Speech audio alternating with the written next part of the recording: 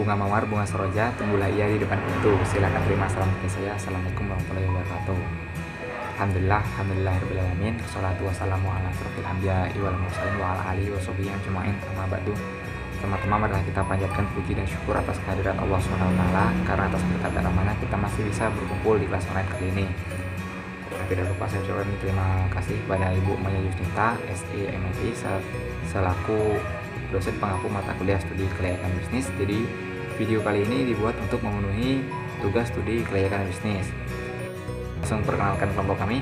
Jadi kami dari kelompok 6 teman-teman, dan beranggotakan 6 orang tentunya. Baiklah, yang pertama adalah saya sendiri, yaitu perkenalkan nama saya Eko Pujiono dengan NIM 3021811043 sebagai moderator sekaligus presentator pertama. Kemudian yang kedua ada Sagina Okta Mahendra dengan NIM 3021811019 sebagai presentator kedua. Dan yang ketiga ada Saudari Miftahul Janah dengan NIM 3021811049 sebagai presentator ketiga. Dan yang keempat ada Abi Rafdi dengan NIM 3021811001 sebagai presentator keempat. Nah, yang kelima ada Saudari Wirdayanti dengan NIM 3021811028 dengan sebagai presentator kelima. Kemudian ada Saudara Dimas Adenovan dengan NIM 3021811040 sebagai presentator keenam. Jadi itu tadi anggota kelompok kami maksud saya berjumlahkan 6 orang dan kami dari kelompok 6. Jadi di sini kami akan membuat video tentang studi kelayakan bisnis laundry Pak Eko. Nah, jadi di sini kami perencanaan suatu bisnis yaitu namanya bisnis laundry Pak Eko, tentang suatu. Jadi kami ingin mengetahui apakah laundry Pak Eko ini nantinya layak untuk kita bisniskan. Nah, karena itu kami mengadakan studi kelayakan bisnis terhadap laundry Pak Eko ini. Langsung saja, saya sebagai presentator pertama, materi yang akan saya sampaikan adalah aspek pasar dan pemasaran. Yang pertama adalah wilayah pemasaran. Jadi untuk wilayah pemasaran ini kami fokuskan untuk wilayah sekitaran UBB, mengingat di UBB ini setiap tahun mahasiswanya meningkat. Kemudian banyak juga masyarakat sekitar UBB. Kenapa kami pilih UBB? Karena biasanya mahasiswa ini sibuk teman-teman. Entah itu sibuk kuliah, sibuk bikin tugas, atau sibuk kegiatan lain, sehingga mereka itu untuk mencuci bajunya aja kadang-kadang tidak ada waktu. Jadi kami menawarkan laundry kami sehingga mereka bisa melaundrykan pakaian mereka di tempat kami. Insya Allah harganya untuk kedepannya itu bisa bersahabat dengan kantong mahasiswa teman-teman. Nah, yang kedua ada targeting atau sasaran konsumen dan positioning. Jadi target kami tentunya target kami adalah mahasiswa sekitaran UBB, dan mahasiswa sekitaran UBB maksudnya mahasiswa yang ngekos di sekitaran UBB dan masyarakat sekitar. Kenapa kami milih mahasiswa? Yaitu tadi karena mahasiswa itu biasanya terlalu sibuk dengan aktivitas mereka sehingga lupa untuk mencuci pakaian, sehingga tidak jarang banyak baju mahasiswa itu yang berjamuran karena terlalu ditaruh di ember, tidak pakai dicuci, jadinya dia lembab sehingga tumbuh jamur. Kemudian ada strategi pemasaran. Jadi untuk strategi pemasaran kami ada strategi produk, yaitu bagaimana sih kami memasarkan produk kami ini. Kemudian ada strategi promosi, bagaimana sih kami mempromosikan produk kami ini. Ketiga adalah strategi orang, bagaimana sih orang-orang mana sih yang akan menjadi target kami. Nah, yang keempat ada strategi harga. Nah, strategi harga ini bagaimana sih supaya harga kami ini bisa bersaing di pasaran. Dan yang kelima ada strategi tempat, bagaimana kita memilih tempat yang strategis untuk menjalankan bisnis kami ke depannya ini. Nah, kemudian ada analisis pesaing. Untuk saingannya di sekitaran UBB sendiri, saingannya itu belum cukup banyak teman-teman, sehingga peluang kami untuk besar atau berhasil itu cukup besar karena pesaingnya masih sedikit. Nah, kami juga akan tetap bertahan jika nanti harga yang kami tawarkan itu bersahabat dengan kantong mahasiswa, karena mahasiswa kan carinya yang murah dan berkualitas biasanya. Perkenalkan, nama saya Sagina Okta Mahendra. Di sini saya akan membahas tentang aspek teknis atau operasional. Yang pertama ada pemilihan lokasi. Pemilihan lokasi dari usaha laundry Pak Eko ini yang ada di sekitaran kampus Universitas Bangka Belitung. Mengapa kami memilih lokasi tersebut? Karena kami merasa lokasi tersebut sangat strategis dan kami melihat adanya peluang yang sangat besar di lokasi tersebut. Yang kedua ada kebutuhan bahan baku. Bahan baku yang kami gunakan yang pertama ada deterjen, pewangi, pelembut pakaian, serta plastik. Yang ketiga ada peralatan dan perlengkapan. Peralatan dan perlengkapan yang dibutuhkan dalam usaha laundry Pak Eko ini, yang pertama ada mesin cuci, mesin pengering, timbangan digital, hanger pakaian, keranjang pakaian, komputer, kipas angin, rak pakaian, meja, kursi, setrika, serta alat setrika. Bagian promosi di sini ada spanduk, pamflet, dan kuota. Spanduk di sini kami akan mencetak spanduk dan memasangnya di sekitaran area Universitas Bangka Belitung ataupun area lainnya yang dirasa akan menarik perhatian para konsumen. Terus yang kedua ada pamflet. Di sini pamflet kami akan mendesain pamflet dengan semenarik mungkin sehingga dapat memikat para konsumen untuk menggunakan jasa dari laundry Pak Eko ini. Pamflet sendiri kami akan men-share-nya ke dalam media-media sosial seperti Instagram, Facebook, grup WhatsApp, ataupun lainnya, sehingga para konsumen kami tidak hanya pada Bali Belitung saja, tidak hanya daerah Universitas Bangka Belitung saja. Jadi kami rasa dengan adanya penyebaran pamflet tersebut, konsumen kami akan semakin meluas. Terus ada penentuan jam operasional. Di sini sistem kerja dalam usaha laundry Pak Eko ini yaitu sistem kerja per shift, di mana akan dimulai pada pukul 7.30 dan selesainya pada pukul 17.00. Strategi proses dalam usaha laundry Pak Eko ini, kami sangat memperhatikan proses pelayanan yang akan kami berikan kepada pelanggan. Kami akan memperhatikan keramahan kami terhadap pelanggan. Terus kami akan memperhatikan tempat yang bersih dan nyaman sehingga pelanggan akan terus menggunakan jasa kami dan selalu datang kepada kami. Terus yang ketiga ada pelayanan yang cepat, teliti, dan memuaskan. Kami sangat mengutamakan kualitas yang akan kami berikan kepada pelanggan. Terus yang keempat ada menggunakan deterjen yang tidak dapat menimbulkan kerusakan warna ataupun bahan terhadap baju yang diberikan konsumen kepada kami. Baiklah, saya Mika Ujana sebagai presentator ketiga akan menjelaskan materi tentang aspek manajemen dan sumber daya manusia. Yang pertama, perencanaan sumber daya manusia. Perencanaan sumber daya manusia adalah pencarian pekerja yang sesuai dengan bidang kebutuhan laundry Pak Eko ini, yaitu sesuai kebutuhan usaha. Hal ini dilakukan agar usaha ini berjalan secara efektif dan juga efisien. Adapun kebutuhan sumber daya manusia untuk laundry Pak Eko ini seperti produksi, pemasaran, dan juga administrasi. Dalam menjalankan usaha laundry Pak Eko ini, para sumber daya manusia tidak diperlukan kebutuhan atau keterampilan khusus dan atau konsentrasi khusus dalam melaksanakan kegiatannya. Hanya saja memerlukan keterampilan atau juga kecakapan dalam mengoperasikan mesin cuci dan juga memiliki jiwa profesional agar dapat memberikan pelayanan terbaik kepada para pelanggan.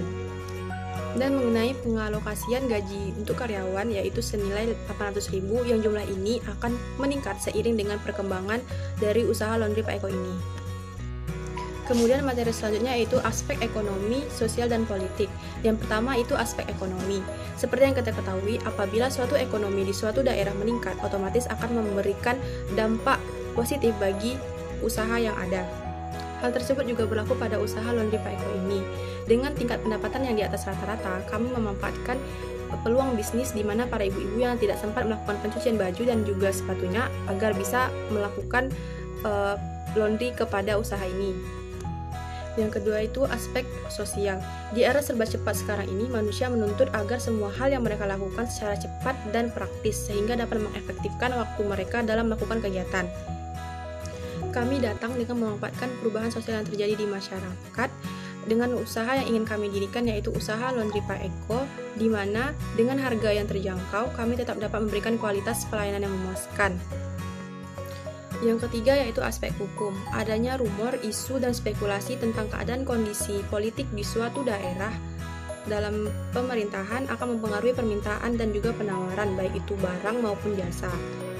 Dalam menganalisis kelayakan bisnis, aspek politik perlu dikaji untuk memperkirakan bahwa situasi politik saat bisnis dibangun dan diimplementasikan tidak akan mengganggu, sehingga kajian menjadi layak.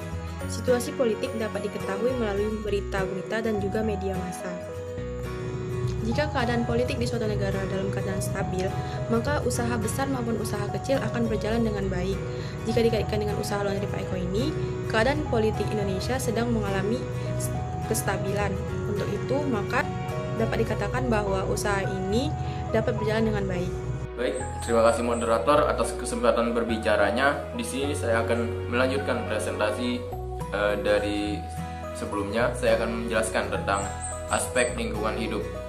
Jadi pendirian laundry Pak Eko ini sesuai dengan alternatif terbaik menurut lokasi maupun strategisnya, yang secara langsung atau tidak langsung bahkan akan mempengaruhi masyarakat sekitar lingkungan tempat usaha. Ya, semua usaha pasti akan memiliki dampak terhadap lingkungan sekitarnya, sehingga setiap usaha tidak terkecuali laundry Pak Eko ini berkewajiban melaksanakan upaya menyeimbangkan dan juga mencegah timbulnya kerusakan dan pencemaran lingkungan. Analisis aspek lingkungan dilakukan dengan tujuan untuk melihat dampak apa yang akan terjadi dari usaha yang dijalankan terhadap lingkungan sekitar. Usaha ini ya memiliki dampak negatif secara fisik terhadap lingkungan sekitar. Namun tidak ada polusi udara yang ditimbulkan ataupun polusi suara atau kebisingan. Tetapi pembuangan limbah, bahan baku kimia, pencucian pakaian menjadi masalah lingkungan sekitar, terutama pencemaran airnya. Ya, sebelumnya kami sudah membuat plan bagaimana cara mencegah hal tersebut. Laundry Pak Eko ini merupakan usaha dalam bidang jasa yang memiliki limbah berupa limbah cair. Untuk mengatasi limbah cair tersebut, kami melakukan beberapa upaya, yaitu untuk limbah cairnya kami akan melakukan pengelolaan air limbah secara kimia, yaitu dengan melakukan langkah-langkah sebagai berikut. Pertama, memperhatikan aliran air yang masuk ke saluran pembuangan. Dan yang kedua, yaitu menghindari membuang air bertemperatur tinggi ke saluran pembuangan, sehingga dampak yang terjadi akan dapat dicegah. Selanjutnya saya akan menjelaskan tentang aspek hukum. Aspek hukum di sini menjelaskan tentang syarat perizinan usaha. Yang pertama adalah surat izin usaha perdagangan. Surat izin usaha perdagangan ini merupakan surat izin yang diberikan oleh menteri atau pejabat yang ditunjuk kepada para pengusaha untuk melaksanakan kegiatan usahanya, baik itu di bidang perdagangan maupun jasa. Surat izin usaha perdagangan ini diberikan kepada para pengusaha, baik itu perseorangan, firma, PT, koperasi maupun BUMN. Yang kedua ada NPWP atau nomor pokok wajib pajak. Setiap pribadi yang berpenghasilan di atas PTKP dan badan usaha wajib atau harus mendaftarkan diri sebagai wajib pajak pada kantor pelayanan pajak setempat dan akan diberikan nomor pokok wajib pajak. Yang ketiga ada surat izin tempat usaha. Setiap perusahaan yang ada perlu atau harus mengurus surat izin tempat usaha demi keamanan dan kelancaran usahanya tersebut. Surat izin tempat usaha ini dikeluarkan oleh pemerintah kabupaten atau kota media sepanjang ketentuan undang-undang gangguan mewajibkannya. Baiklah, nama saya Dimas Adenovan. Di sini saya akan menjelaskan tentang aspek keuangan laundry Pak Eko. Yang pertama, modal usaha terdapat bahan baku dan peralatan. Bahan bakunya deterjen 300, pewangi 150, pelembut pakaian 150, dan plastik 200 dengan total 800.000.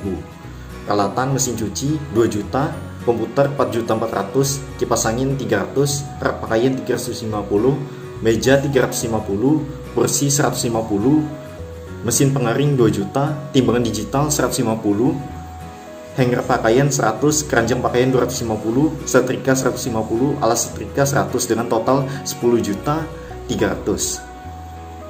Perhitungan usaha laundry Pak Eko menginvestasikan modal sebesar 25 juta. Untuk modal kerja 11.425.000 dengan peralatan umur ekonomis 4 tahun dengan nilai residu 0. Kembalian tingkat bunga yang diinginkan 15%. Jadi perkiraan laba setelah pajak selama 4 tahun. Tahun pertama 6.304.000, yang kedua 9 juta, tahun ketiga 16.937, dan tahun keempat 13.726.000.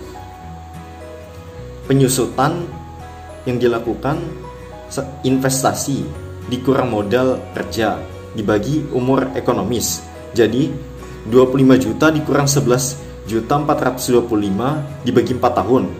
Hasilnya 3.393.750.000 rupiah.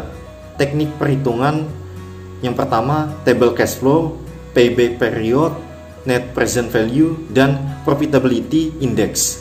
Jadi dari kesimpulan di atas bisa kita analisis keuangan laundry Pak Eko ini usahanya layak dijalankan.